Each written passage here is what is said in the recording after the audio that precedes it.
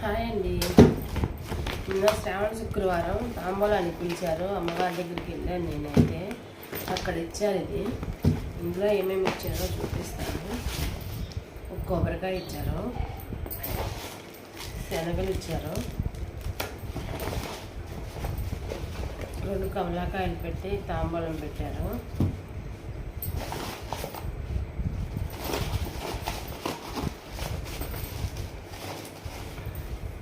పసుపు, కుంకుమ, ఒక్క అని ఇచ్చారు.